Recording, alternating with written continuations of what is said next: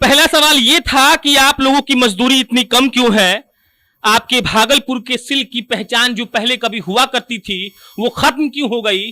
और इसके जवाब में चाचा ने ये कहा कि लॉकडाउन के पहले अगर एक दुपट्टा हम बुन कर देते थे इससे तो हमको 30 रुपया मिलता था, और इस लॉकडाउन के बाद हमको उसी दुपट्टा को बुनने के लिए 18 रुपए मिलता है।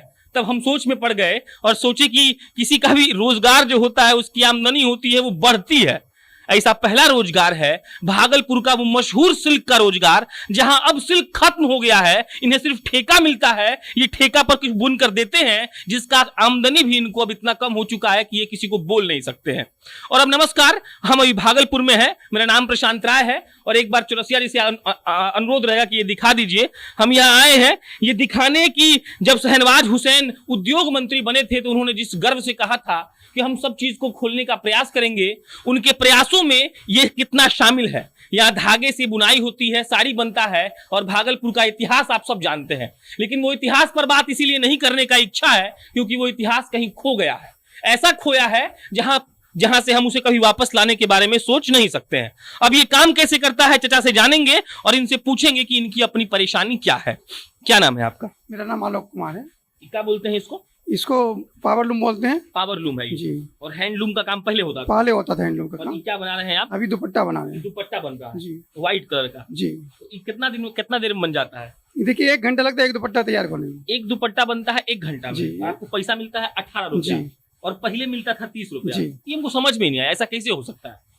इसको प्रचंड बेरोजगारी कह सकते हैं आप। मतलब जो कोई चीज का आपको 6 महीना पहले 30 रुपया मिल रहा था, अब 18 रुपया मिल रहा है। जी जी जी। ऐसा कैसे? मतलब ऐसा अभी रोजगार ही नहीं है। आपको जो महाजन देगा, आपके पास कोई रोजगार नहीं है, कुछ कमाने खाने का साधन नहीं है, तो जो अगला दे रहा है उसी में करना पड़ेगा। हमको लग रहा है ना कि लोग, मतलब वो पूंजीपति लोग आप लोग पर कब्जा कर रहे हैं। जी जी, शोषण कर रहे हैं। मतलब पूंजीपतियों की, भागलपुर का सिल्क उद्योग पूंजीपतियों की रखेल बन के रह गई है। वो जैसे चाहे वैसे नहीं जाए। सूता का भी, सूता वो किसको किस भाव में बेचेगा, सूता का पूरा कंट्रोल उसके हाथ में है। माल लेगा तो उसका भी पूरा कंट्रोल उसके हाथ में है। आप वही ऑर्डर देता है, दाम वही तय करता है। एक मोची भी अगर बैठता है अपना स्टॉल 1000 रुपया लगा करके, और हम लाख रुपया लगा करके एक पावर लूम मशीन बैठाते हैं, और हमारी ये स्थिति है। वो खुद का मजदूरी तय करता है मोची। कल 10 रुपया था तो आज 20 रुपया हो गया। लेकिन हमारी मजदूरी जो कल 20 रुपया थी, 30 रुपया थी, आज 18 रुपया, 15 रुपया, 12 रुपया तक में बुनने के लिए मजबूर है। कब से आप ये काम कर रहे हैं? बस हम लोग तो पीढ़ी दर पीढ़ी ये काम करते आ रहे हैं। ये पावर लूम कब लगा आपका? पावर लूम तो लगाने से 70 के दशक में लगा जी। 70 मतलब में पावर लूम लग गया। हमारे जन्म के पहले की बात है पापा। और ये वही पावर लूम अभी चल रहा है? जी जी। अच्छा, तो अब आते हैं आपके मेन धंधे पर। तो आप लोग मानिए साड़ी बनाते हैं या फिर जो भी आपको ऑर्डर मिलता है वो बनाते होंगे, तय दाम पूंजीपति करते हैं। जो आपको ऑर्डर देगा उसको कम देगा तो आपको कम ही मानना पड़ेगा क्योंकि आपका सर कोई काम नहीं है। तो ये बताइए, मान लीजिए कि लॉकडाउन चल रहा है, अभी तो पूरा बंद होगा, पूरा बंद है, तो कैसे चल रहा है घर? बस देखिए, पिछला लॉकडाउन तो लोग जो अगर जमा पूंजी थी लोगों के पास तो किसी तरह चली। इस बार आप देखेंगे तो किसी के पास रोटी बनाए तो सब्जी नहीं है, किसी के पास चावल बनाए, वो तो खैर सरकार जो देती है अनाज, तो उससे किसी तरह लोगों को गुजारा हो रहा है, पेट भर रहा है। और सुने हम कि आप लोगों को बिजली में सब्सिडी मिलता है। ये सब्सिडी क्या मिलता है नहीं मिलता है कोई क्लियर नहीं है। कोई क्लियर नहीं है कि बुनकर को सब्सिडी कितना % दिया जाता है, कब दिया जाता है, और बुनकर का अगर सामान बिल आएगा। हम एक मशीन चला रहे हैं 4 घंटा, हमारे पड़ोस वाले उसको 8 घंटा चला रहे हैं, 10 घंटा चला रहे हैं, तो उसको तो तिगुनी भी बिजली बिल आनी चाहिए ना।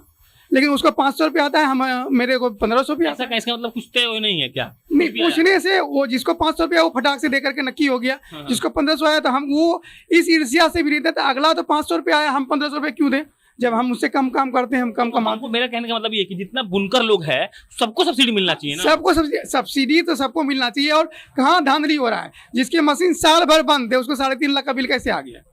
3.5 लाख का बिजली बिल? जी। ऐसा कैसे हो सकता है? ऐसा कैसे हो सकता है? आप उस बुनकर से मिल भी सकते हैं, बिजली बिल भी देख सकते हैं। तो बिजली बिल कम नहीं हो रहा है, मतलब रोजगार दूसरा कोई आप कहाँ हो रहा है? सब कंप्यूटराइज हो गया, कहाँ धांधली हो रहा है ये तो बिजली विभाग ही जाने, सरकार ही जाने, और जो कंपनी को कॉन्ट्रैक्ट दिया है वो कॉन्ट्रैक्टर ही जाने। अच्छा, मेरे मन में एक ऐसा मतलब ऐसे नॉर्मल ख्याल आता है, जैसे मान लीजिए कि भागलपुर पूरा चंपानगर आपका ये काम करता है, सारे लोग लमसम यही काम करते हैं, तो क्या ऐसा कोई व्यवस्था नहीं हो सकता है कि आप लोग को एक भागलपुर का एक जगह दिया जाए? नहीं होता है कि एक बिल्डिंग बना दिया गया, उसमें सारे बुनकरों को शिफ्ट किया गया, और उसका प्रोडक्शन हुआ, ऐसे दुपट्टों का, साड़ियों का बाहर भेजने का इंतजाम किया गया, या फिर इसको आपको ट्रेडमार्क देकर आपका पहचान दिया गया कि देखिए भागलपुर का फलना चीज बनता है, अच्छा बनता है, पूरे देश विदेश में इसको भेजा जा सकता है, ऐसा कुछ नहीं, ऐसा हो ऐसा सकता है? हो सकता है, क्यों नहीं हो सकता है। मतलब आप सबको एक जगह इकट्ठा कर जी हाँ, जी हाँ, बिल्कुल हो सकता है। जैसे भागलपुर के पस्तूरों को कोई टैग नहीं है, कोई ट्रेडमार्क नहीं है। इस यहाँ के बस सूरत, बम्बई, दिल्ली जहाँ जहाँ जाते हैं वो व्यापारी अपना टैग लगा के बेचता है। फिर इसी को हम जो दुपट्टा, इस दुपट्टे की कीमत अगर हम अभी बेचना चाहेंगे लोकल मार्केट में तो हमको 80 रुपया मिलेगा, अगर हम अपनी पूंजी लगाएंगे तो। और इसी को जब बाहर जाएगा, इसमें मॉडलाइज हो जाएगा, इसी की कीमत 600 रुपया हो जाएगी। इसी की कीमत इसी की 600 हो जाएगी। ये भागलपुर मॉल में आप खरीद सकते हैं। जब यहाँ के चादर को आप अब चंपारण में जो चादर खरीदेंगे, अंडी चादर, भागलपुर जिसके नाम से जाना जाता है, उसको आप खरीदेंगे, आपको 200, 250, 300 रुपये तक में मिल जाएगा। और भागलपुर का मॉल ही चले जाइए, सेम चादर, उसमें टैग लगा हो, उसकी दाम 650 रुपया। मतलब आप लोग इसका मजदूरी ले रहे हैं 18 रुपया बनाने का, बनाने वाला पूंजी अपना 30-40 में बना रहा है, बेच रहा है 600 रुपये में। जी हाँ, ये होना ऐसा नहीं हो सकता है कि सरकार आप ही लोग में इन्वेस्ट करे, आप ही लोग मास प्रोडक्शन करे, आपको ज्यादा फायदा मिले? जिस तरह से किसानों को सब्सिडी दी जा रही है, किसानों को सुविधा दी जा रही है अन्नदाता के नाम पर, तो वस्त्रदाता के नाम पर वस्त्र बनाने वाले क्यों नहीं दिया जाए? कोई जन्म से वस्त्र बन के, कपड़ा पहन के नहीं जन्म लेता है ना, जन्म से सभी शुद्र होता है। और हम लोग जिसको लाज ढकते हैं, जिससे आप सब समाज कह सकते हैं, उसकी हालत ये है कि वो खुद का तन नहीं ढक पाता है। ये स्थिति कौन दोषी? दोषी तो व्यवस्था है। दोषी जहाँ कहीं हम भी हैं। नीतीश जी की व्यवस्था, नीतीश जी की व्यवस्था तो कह नहीं सकते हैं। वो क्या कहते हैं, क्या करते हैं। कभी कहते बिजली बिल माफ हो जाएगा, इतना सब्सिडी दिया जाएगा, कहाँ तक देंगे, क्या देंगे, ये नीतीश जी जाने। जब अटल बिहारी वाजपेयी की सरकार थी, जब आपने इस पर बात छेड़ा है, तो एक क्लस्टर पार्क बनाने की व्यवस्था थी कि वहाँ बुनकरों को एक बाजार दिया जाएगा कि वहाँ कच्चे माल मिलेंगे, धागे मिलेंगे और अपना माल वहाँ बेचेगा। जब कहलगांव में चयन भी किया गया था, भूमि का चयन भी किया गया था, बुनकर क्षेत्र से दूर था, फिर फाइलों में ही अटक के लग गई। मोदी जी की सरकार है, लोगों का उम्मीद जगा कि रुके हुए काम पूरे होंगे, लेकिन उससे भी कोई काम पूरा नहीं। आप लोगों के लिए किसी ने काम नहीं कोई नहीं। अभी जैसे उद्योग मंत्री बने शाहनवाज हुसैन जी, ये उम्मीद जागा, लेकिन उनसे भी उम्मीद कुछ खास नहीं किया जा सकता है कि वो कुछ करें। आप लोगों के लिए कुछ नहीं कर जी नहीं। और ठीक है, अगर क्रेडिट कार्ड बनता है, बुनकर क्रेडिट कार्ड, तो लोन देगा ना, बैंक तो लोन देगा। हमारे पास अगर मार्केट नहीं है, हम बैंक से लोन तो उठा लेंगे। अगर ये धागे की कीमत अभी 20 रुपया है, मान लीजिए 20 रुपया है, हम धागा खरीदे, धागा और व्यापार सब पूंजीपति के हाथ में है, हमने धागा खरीद लिया लोन उठा करके, और कल इसकी कीमत 15 रुपया वो घटा देता है, तो हमको 15 रुपया के हिसाब से ही मजदूरी, हमारे कपड़े का मूल्य तय होगा। तो हम तो हमारे आप कुछ भी कर लीजिए, आप कुछ, आपके हाथ में कुछ नहीं है। तो हमारी जो पूंजी, हम जो लोन लिए हैं, तो हम तो कर्जदार हो जाएंगे ना, हमारी तो पूंजी चली जाएगी। बहुतों का जेवर बेच करके, किसी तरह से कर्ज लेकर के, बहुतों ने सोचा कि चलो हम जब धागा वो देता है तो हमको 12 रुपया मजदूरी देता है, हम अपना धागा लगाएं, 20 रुपया मजदूरी आएगा, 15 रुपया मजदूरी आएगा। इस लोभ में किसी ने गहना बेचा, किसी ने अपना प्रॉपर्टी बेचा, पूंजी लगाया, लेकिन वो सारा खत्म हो गया। मतलब आप लोग के हाथ में कुछ है ही नहीं। कुछ बात ये है। जी हाँ, वो तय कर देता है कि कम देगा, ज्यादा देगा कि नहीं देगा, ये भी। जी हाँ, वो देगा। चलिए, भागलपुर का ये बुनकर क्रेडिट कार्ड नहीं, बुनकर कार्ड होना चाहिए सबके, बिना जाति धर्म में भेदभाव के बुनकर कार्ड होना चाहिए। जैसे बुनकर कार्ड बना, कुछ लोगों का, कुछ विशेष समुदाय का, वही बुनकर सरकार की नजर में। हम लोग तो बुनकर है ही नहीं, तो जो भी फैसिलिटी आएगा वो तो जो जिसके पास कार्ड है वही ना ले सकता है, जो बुनकर है सरकार की नजर में। और दूसरी बात की, उद्योग विभाग यहाँ से कितना किलोमीटर बरारी में है, और हम अपना काम धाम छोड़ करके बरारी जाएंगे, तो हमारा दिन भर का धंधा तो गया। और उसके बाद ये जरूरी है हमको वहाँ से जानकारी मिलेगी, हमें कोई योजनाओं का लाभ मिलेगा या नहीं मिलेगा, इतने नहीं। बुनकर जाने ही पड़ते हैं, तो बुनकर के क्षेत्र में उसकी एक शाखा होनी ही चाहिए।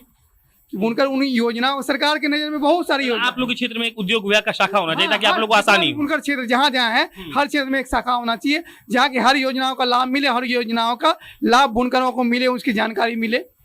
और जितना घुमावदार होता है सरकार का योजना, जैसे इस पर सब्सिडी मिलता है, मतलब ये जो डोबी है, ये 4 इस पर सब्सिडी मिलता है, 50% देती है सेंट्रल गवर्नमेंट और 40% स्टेट गवर्नमेंट। फिर सेंट्रल गवर्नमेंट तो दे देती है, 40% स्टेट गवर्नमेंट का मिलेगा या नहीं मिलेगा, कब मिलेगा, इसका कोई गारंटी नहीं है। तो इसको हमको पहले 1 लाख रुपया का सामान लेना है, पहले 1 लाख हम इन्वेस्ट करेंगे, तब वो 50,000 सेंट्रल गवर्नमेंट वापस करेगा, फिर 40,000 रुपया स्टेट गवर्नमेंट वापस करेगा। तो ऐसा क्यों नहीं करता? जब बुनकर को सब्सिडी देना है तो डायरेक्ट वो कंपनी से तय करे ना, हमको 10,000 में माल दे दे, हम 10,000 से अच्छा में 10,000 में कोई भी सामान खरीद सकते हैं।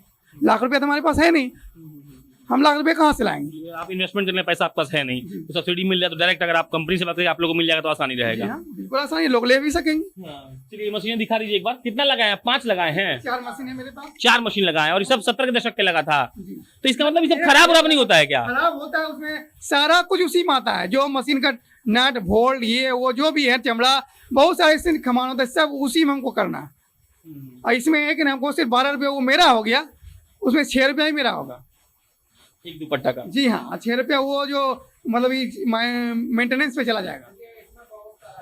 और क्या बोल रहे हैं? इसमें बहुत सारा चीज होता है, जैसे ये ड्राफ्टिंग होता है, लिफ्टिंग प्लान होता है, जो भी होता है वो सारा चीज इसी में होता है। जैसे कि हम किसी दुपट्टे को 15 रुपये में गच रहे हैं, तो ड्राफ्टिंग करने वाले का एक 500 रुपया लेगा। ये जैसा इतना सा धागा ड्राफ्टिंग किया तो वो 500 रुपया ले लिया। तो वो 400 पीस का अगर ये हम वार्प बीम बनाए हैं, तो उस 400 पीस पे हम जोड़ेंगे ना भाई कि 400, 1 रुपया 25 पैसा तो ऐसे मेरा चला गया पहली बार। दूसरा बात है कि अगर हम चलाते हैं इसको, अगर डैमेज पीस हो गया तो वो भी रिटर्न हम ही को देगा। समझ गया। अपने आप लोग बात कर रहे हैं कि जो भी पैसा मिलता है या फिर जो भी काम है वो कॉम्प्लिकेटेड है। लगता भी ये देखकर ये इतना आसान नहीं है कि आप पावर लूम बैठा लीजिए, सब कुछ चला लीजिए और उसके बाद 12 रुपए में 18 रुपए की मजदूरी में आप सब कुछ एक साथ खींच दे रहे हैं। बाकी सब कैसे चलता है, शहनवाज हुसैन साहब बिहार के उद्योग मंत्री के बाद क्या करेंगे और क्या करने वाले हैं, इसका हमें कुछ नहीं पता। बस इतना पता है कि बिहार के हर जिलों में जाकर आपको ये देखना चाहिए कि वहाँ के लोग क्या काम करते हैं और अगर वो काम वो कर रहे हैं तो इससे उनको कितना फायदा है। बाकी आप तो मालिक ही हैं, हम लोग छोटे मोटे पत्रकार हैं, घूमकर दिखाते रहते हैं। मेरा नाम प्रशांत राय है, कैमरे के पीछे पीयूष कुमार चौरसिया खड़े हैं। आप जनता जंक्शन देख रहे थे। बहुत बहुत धन्यवाद।